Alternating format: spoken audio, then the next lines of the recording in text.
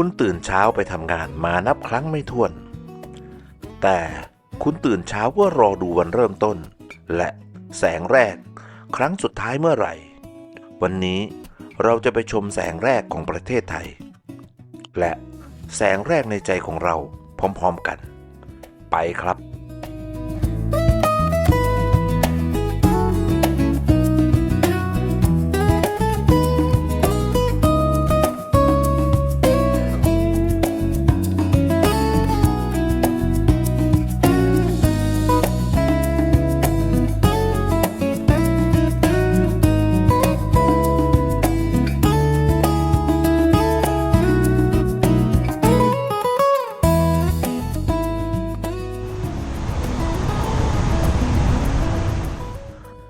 ตีห้าถนนยังเงียบสนิทคนส่วนใหญ่ยังไม่ยอมลุกจากเตียงผมขับรถอย่างคนที่ยังง่วงอยู่ครึ่งตัวแต่มีความตั้งใจอีกครึ่งหนึ่งตั้งใจที่จะไปดูพระอาทิตย์ขึ้นที่ผาแต้มจุดที่เขาบอกว่าได้เห็นแสงแรกของประเทศไทยถนนเช้าตรู่ค่อนข้างเงียบไม่มีรถบีบแตรไม่มีคนเร่งมีแต่ความมืดและเสียงล้อบดไปกับถนนเหมือนชีวิตได้เริ่มสร้างจังหวะใหม่ๆของวันกลุ่มของนักท่องเที่ยวกลุ่มใหญ่ก็คงรีบตื่นนอนมาแต่เช้าไม่ต่างอะไรจากผมที่อยากจะเห็นแสงแรกเหมือนกันพอรถขึ้นลานหินด้านบนเสียงนกเสียงแรกเริ่มก่อนพระอาทิตย์ประหนึ่งดีเจเปิดรายการประจำวันลมเช้าตีเข้าหน้าจนรู้สึกว่าตัวเองยังมีชีวิตไม่ใช่แค่มีภาระพอฟ้าค่อยๆกลายเป็นสีส้มอมทองแม่น้ำโขงก็เริ่มปรากฏตัวอย่างช้าๆเหมือนเด็กขี้อายเพิ่งตื่นบางคนมองแสงอาทิตย์เป็นเรื่องธรรมดาแต่สำหรับคนที่รอมันไม่ธรรมดาเลยและในวินาทีนั้นดวงอาทิตย์ค่อยๆโผล่พ้นจากแนวเทือกเขาของลาวแสงแรกของวันสะท้อนบนแม่น้ำโขงเป็นเส้นยาวเหมือนปากกาเส้นสีทองขีดเส้นใต้ให้ชีวิตว่าวันนี้เริ่มแล้วนะคนที่มาตรงนี้ตอนเช้าไม่ได้มาหาความหรูหราไม่มีคาเฟ่ไม่มีพร็อพสวยไม่มีเพลงเปิดให้ฟังแต่มีธรรมชาติที่เล่นโชว์ใหญ่เล่าเรื่องด้วยภาษาเงียบๆใครเข้าใจก็เข้าใจไม่เข้าใจก็ไม่เป็นไรผมสังเกตคนที่มายืนดูอยู่หลายคนมีหนุ่มสาวถ่ายรูปมีผู้ใหญ่นั่งมองเฉยๆหยิบมือถือขึ้นถ่ายแสงแรกของวันเราอยู่ในยุคที่คนรีบตื่นเพื่อไปทำงานแต่ไม่ค่อยมีใครตื่นเพื่อจะเห็นวันเริ่มต้นทั้งที่มันคือสิ่งเดียวที่ธรรมชาติให้เราฟรีและมันสวยงามขนาดนี้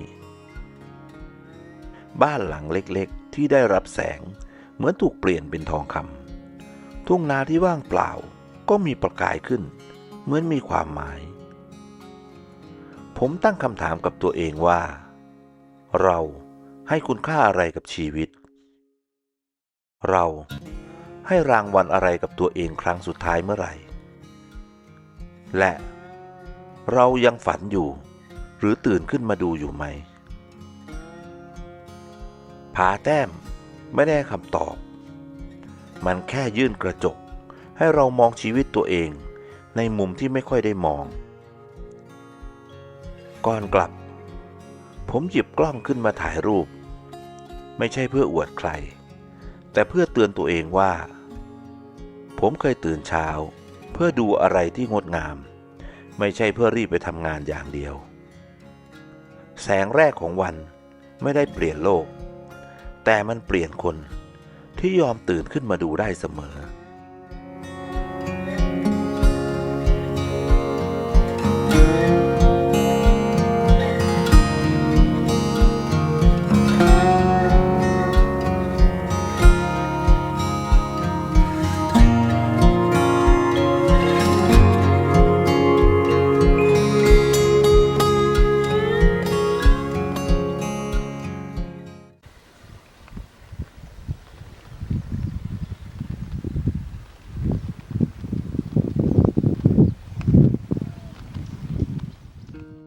หลังจากที่ผมลงมาจากผาแต้ม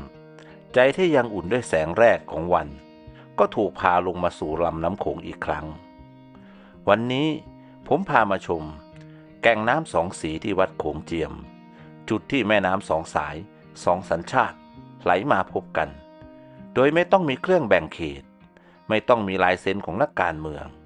มันก็ผสมกันได้เองตามธรรมชาติฝั่งหนึ่งคือแม่น้ำมูลอีกฝั่งหนึ่งคือแม่น้ำโขงสีหนึ่งคือสีออกสีครามปนดินกับอีกสีหนึ่งคือสีปูนยามเย็นไหลมาจากเทือกเขาฝั่งลาวตรงนี้เขาเรียกว่าน้ำสองสีแต่ในสายตาผมมันมากกว่าสองสีมันมีสีของป่าสีของบ้านเรือนสีของวิถีชีวิตคนริมโขงและสีของความเงียบที่คนเมืองไม่ค่อยได้เจอลำน้ำสายนี้ไม่ได้รีบมันไหลไปเรื่อยๆแบบคนที่เข้าใจว่าการไปถึงเร็วไม่ได้สำคัญกว่าการไปถึงพร้อมๆกับใจที่ยังดีอยู่ลมริมโขงตีหน้าเบาๆเหมือนคนแก่ที่หันมามองเราแล้วหัวเราะพูดว่าค่อยๆอยู่ค่อยๆไปมองไปที่เรือชาวประมงที่ขับผ่านลำน้ำก็ทำให้ผมคิดว่าคนที่อยู่กับน้ำใกล้น้ำเข้าใจน้ำเขามักจะใช้ชีวิตช้ากว่าคนในเมืองซึ่งบางทีก็อาจจะเป็นจังหวะที่สุขกว่าน้ำสองสายไหลมารวมกันเหมือนชีวิตเราที่บางทีก็มีเรื่องขุ่นและเรื่องใสจะมีสีเดียวตลอดก็ไม่ใช่ชีวิตระหว่างที่ผมยืนมองผิวน้ำสะท้อนแดดยามสายผมก็ถามกับตัวเองในใจว่าสุดท้ายแล้วสิ่งที่ทำให้ชีวิตเราติดกันเป็นก้อนมันคือความเหมือนหรือความต่างกันแน่บางทีคำตอบอาจจะอยู่ที่ตรงหน้าผมนี่แหละแม่น้ำโขงกับแม่น้ำมูลต่างกันมากแต่ก็ยังไหลรวมกันอยู่โดยไม่ทะเลาะกันก่อนออกเดินทางต่อผมยืนมองโขงสักครู่ฟังเสียงน้ำแทนเสียงข่าวฟังเสียงลมแทนเสียงแจ้งเตือนแล้วค่อยกลับขึ้นรถพร้อมใจที่กว้างขึ้นอีกนิดหนึ่ง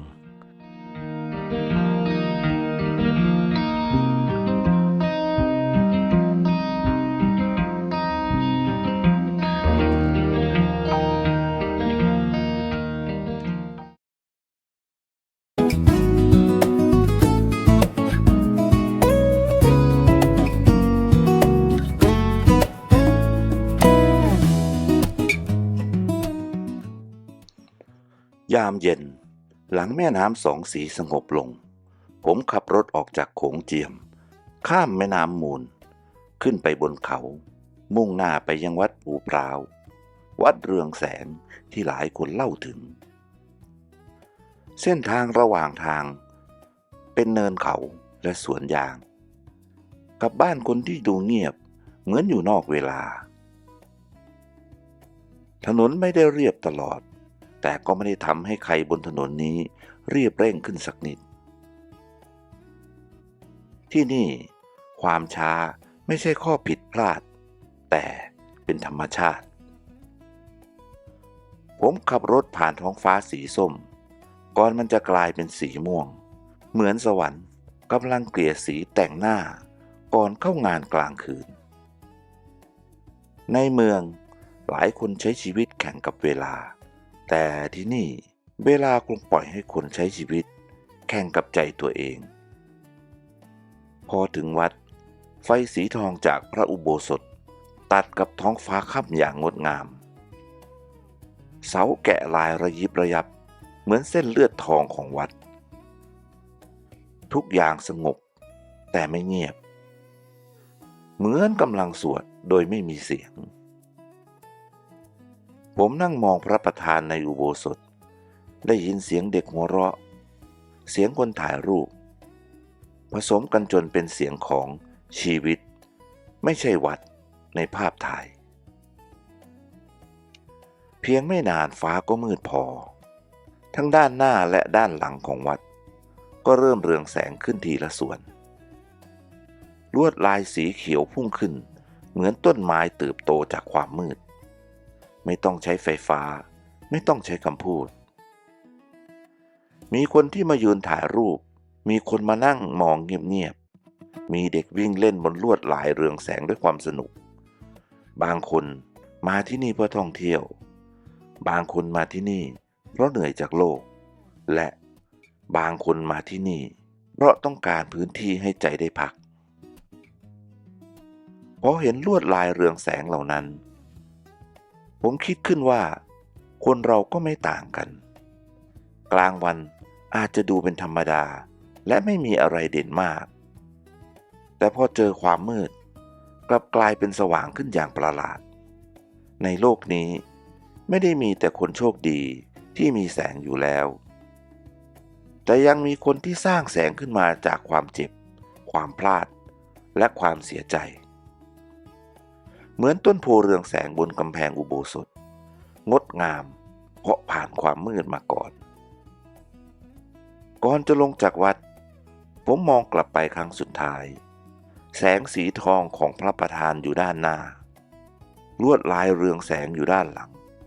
และความมืดอยู่โดยรอบมันทำให้ผมเข้าใจว่าชีวิตไม่ได้มีแค่ด้านเดียวให้โชว์คืนนี้ผมจะกลับลงไปนอนที่โขงเจียมแต่ภาพเรืองแสงของคืนนี้มันคงจะลอยตามไปในหัวผมแล้วคุณล่ะในความมืดของคุณมีอะไรที่กำลังเรืองแสงอยู่หรือเปล่า